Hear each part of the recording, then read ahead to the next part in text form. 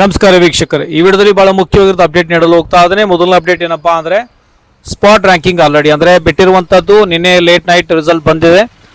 ಯಾರು ರಿಪೀಟರ್ ಆಗಿದ್ದು ಅವರಿಗೆ ಫಲಿತಾಂಶ ಬಂದಿಲ್ವೋ ಆಲ್ರೆಡಿ ಲಿಂಕ್ ಬಿಟ್ಟಿದ್ದಾರೆ.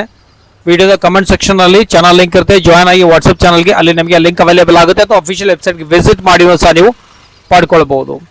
ಓಕೆ, ಒಂದು ನೀವು ನೋಡ್ಬೋದು ಯಾರ್ದೊಂದು ವೇಳೆ ರ್ಯಾಂಕಿಂಗ್ 2000 ಆಗಿತ್ತು ಅಥವಾ 2001 ಆಗಿತ್ತು. ಈಗ ಸ್ಪಾಟ್ ರ್ಯಾಂಕಿಂಗ್ ಯಾವ ರೀತಿ 2001 ಇನ್ ಬಿಟ್ವೀನ್ ಯಾರಾದ್ರೂ ಬರಂಗಿದ್ರೆ ಅಂದ್ರೆ 2001 ಬೆಟರ್ ಇತ್ತಪ್ಪ ಅಂದ್ರೆ 2000.5 2000.6 ಈ ರೀತಿ ನಿಮಗೆ ಅಲ್ಲಿ ಡಿಜಿಟ್ಸ್ ಮೂಲಕ ಅಂದ್ರೆ ಪಾಯಿಂಟ್ ಆದಂಥ ಎಕ್ಸ್ಟ್ರಾ ಡಿಜಿಟ್ ಮೂಲಕ ಅಲ್ಲಿ ಡಿಫ್ರೆನ್ಸ್ ಅಲ್ಲಿ ಮಾಡಿದ್ದಾರೆ. ಅಂದ್ರೆ 2001 ಬೆಟರ್ ಆಗಿತ್ತಪ್ಪ ಅಂತಂದ್ರೆ 2000 ಪಾಯಿಂಟ್ ಸಮಥಿಂಗ್ ನಿಮ್ಗೆ ಅಲ್ಲಿ ಬಂದಿರುತ್ತೆ.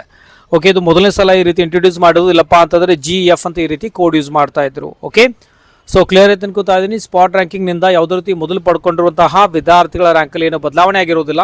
ಇನ್ ಬಿಟ್ವೀನ್ ಏನಪ್ಪಾ ಅಂದ್ರೆ ಪಾಯಿಂಟ್ ಆದಂಥ ಡಿಜಿಟ್ನ ಯೂಸ್ ಮಾಡಿ ಅದೊಂದು ಡಿಫ್ರೆನ್ಸ್ ಅಲ್ಲಿ ಮಾಡಿದ್ದಾರೆ. ಓಕೆ, ಸೊ ಆಮೇಲೆ ನೆಕ್ಸ್ಟ್ ಅಪ್ಡೇಟ್ ಏನಪ್ಪಾ ಅಂದ್ರೆ ಜೋಸಕ್ಕೆ ಸಂಬಂಧಪಟ್ಟಾಗ ಅಂದ್ರೆ ಯಾವ ರೀತಿ ಈ KCTಗೆ KE ಕಂಡಕ್ಟ್ ಮಾಡುತ್ತೆ, ನೀಟ್ ಅಂತ ಬಂದಾಗ MCC ಕಂಡಕ್ಟ್ ಮಾಡುತ್ತೆ. ಓಕೆ, ನಮ್ಮ ಹತ್ರ MBBS ಡೆಂಟಲ್ ಸ್ಟೇಟ್ ಅನುಗುಣವಾಗಿ KE ಕಂಡಕ್ಟ್ ಮಾಡುವಂಥದ್ದು. ಅದೇ ರೀತಿ ಏನಪ್ಪಾ ಅಂದ್ರೆ JEE ಮೇನ್ ವಿದ್ಯಾರ್ಥಿಗಳಿಗಾಗಿ ಜೋಸಾ ಈ ಒಂದು ಕೌನ್ಸಿಲಿಂಗ್ ಪ್ರಕ್ರಿಯೆಯನ್ನು ಮಾಡುತ್ತೆ. ಜೂನ್ 3ನೇ ತಾರೀಕಿನಿಂದ ಸ್ಕೆಡ್ಯೂಲ್ ಆಗಿರುವಂಥದ್ದು. ಓಕೆ, ಸ್ಕ್ರೀನ್ ಮೇಲೆ ತೋರಿಸ್ತಾ ಇದ್ದೀನಿ, ಮತ್ತು ಇದರ ಲಿಂಕ್ ಕಮೆಂಟ್ ಸೆಕ್ಷನಲ್ಲಿ ಕೊಟ್ಟಿರ್ತೇನೆ, ಅಲ್ಲಿ ಚಾನಲ್ಗೆ ಜಾಯ್ನ್ ಆಗಿ ಎಲ್ಲ ಅಪ್ಡೇಟ್ನ ಅಲ್ಲಿ ಪಡ್ಕೊಳ್ಬೋದು. ಸೊ ಆಮೇಲೆ ನೆಕ್ಸ್ಟ್ ಪ್ರೊಸೀಜರ್ ಏನಪ್ಪ ಅಂದರೆ ನೀಟ್ ವಿದ್ಯಾರ್ಥಿಗಳಾಗಿದ್ದಲ್ಲಿ ನೀವು ಕಂಪಲ್ಸರಿ OMR ಮತ್ತು ಆನ್ಸರ್ ಕೀಗೆ ಮೊದಲು ವೇಟ್ ಮಾಡಬೇಕಾಗುತ್ತೆ.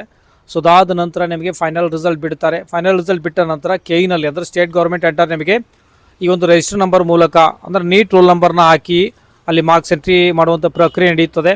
ಸೊ ನಂತರ NMCಯಿಂದ ಸ್ಟೇಟ್ ಮತ್ತು ಸೆಂಟ್ರಲ್ ಕೌನ್ಸಿಲಿಂಗ್ ಸ್ಕೆಡ್ಯೂಲ್ ಬರುತ್ತೆ. ಅಂದರೆ ಮೊದಲು MCC ಮೊದಲನೇ ರೌಂಡ್ ಆದ ನಂತರ ನಮ್ಮ ಹತ್ರ ಈ ಒಂದು ರೌಂಡ್ ನಡಿಬೇಕಾಗುತ್ತೆ. ಮೊದಲನೇ ರೌಂಡ್ ಜೂನ್ 14ನೇ ತಾರೀಕು ರಿಸಲ್ಟ್ ಬರುವಂಥ ಸಾಧ್ಯತೆ ಇದ್ದು ಆಲ್ಮೋಸ್ಟ್ ಜೂನ್ ಕಂಪ್ಲೀಟ್ ಆಗುತ್ತೆ. ಸೊ ಪ್ರೊಬಾಬ್ಲಿ ಅಂದರೆ MCC ಮೊದಲನೇ ರೌಂಡ್ ಆದ ನಂತರವೇ ನಮ್ಮ ಹತ್ರ ಮೊದಲನೇ ರೌಂಡ್ KE ನಡೆಸುತ್ತೆ. KCT ಆಗಲಿ ಮತ್ತು ನೀಟ್ ವಿದ್ಯಾರ್ಥಿಗಳು ಎಟ್ ಎ ಟೈಮ್ ಏನೋ ಸೇಮ್ ಟೈಮ್ ಕೌನ್ಸಿಲಿಂಗ್ ಪ್ರಕ್ರಿಯೆ ನಡೆಯುವಂಥದ್ದು. ಹಾಗಾಗಿ ಕರ್ನಾಟಕ ಸೀಟ್ ರಿಸಲ್ಟ್ ಬಂದರೂ ಸಹ ನೀಟ್ ರಿಸಲ್ಟ್ಗೆ ವೇಟ್ ಮಾಡಬೇಕಾಗುತ್ತೆ. ನಂತರ ಮಾರ್ಕ್ಸ್ ಎಂಟ್ರಿ ಆಗಬೇಕು. ನಂತರ ರಿಸಲ್ಟ್ ಒಂದು ಕೌನ್ಸಿಲಿಂಗ್ ಒಂದು ಸ್ಕೆಡ್ಯೂಲ್ ಬರುವಂಥದ್ದು.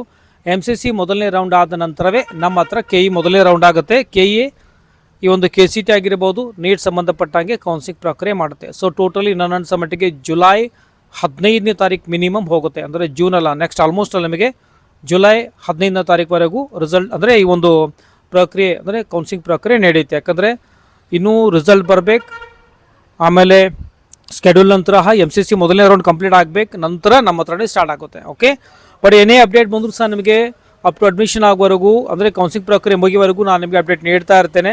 ಓಕೆ, ಒಂದು ವೇಳೆ ಕಲಬುರಗಿ ವಿದ್ಯಾರ್ಥಿ ಆಗಿದ್ದು ಕ್ಲಾಸ್ 11th 12th ವಿದ್ಯಾರ್ಥಿ ಆಗಿದ್ದರೆ ನೀವು ಒಂದು ವೇಳೆ ಆಫ್ಲೈನ್ ಕ್ಲಾಸಸ್ಗೆ ಸರ್ಚ್ ಮಾಡ್ತಾ ಇದ್ದರೆ ಅಲ್ಫಾ ಅಕಾಡೆಮಿ ಕಡೆಯಿಂದ ಇಂಟಿಗ್ರೇಟೆಡ್ ಕೋರ್ಸ್ ಇರುವಂಥದ್ದು ಆಫ್ಲೈನ್ ಕ್ಲಾಸ್ ಇರುತ್ತೆ. ಇಂಟ್ರೆಸ್ಟ್ ಇದ್ದರೆ ವಿಸಿಟ್ ಮಾಡಿ, ಡೆಫಿನೆಟ್ಲಿ ನಿಮಗೆ ಬೆನಿಫಿಟ್ ಆಗೇ ಆಗುತ್ತೆ. 1 year ಕಂಪ್ಲೀಟ್ ಕೋರ್ಸ್ ಇರುತ್ತೆ. ಓಕೆ, ಸೊ ವಿಡಿಯೋದಲ್ಲಿ ಇಷ್ಟೇ ಇರುತ್ತೆ. ಮತ್ತೆ ಅಪ್ಡೇಟ್ ನೀಡ್ತಾ ಇರ್ತೀನಿ. ಮತ್ತಷ್ಟು ಸಿಗೋಣ ಮುಂದೆ ವಿಡಿಯೋದಲ್ಲಿ. ಟೇಕ್ ಕೇರ್, ಬಾಯ್.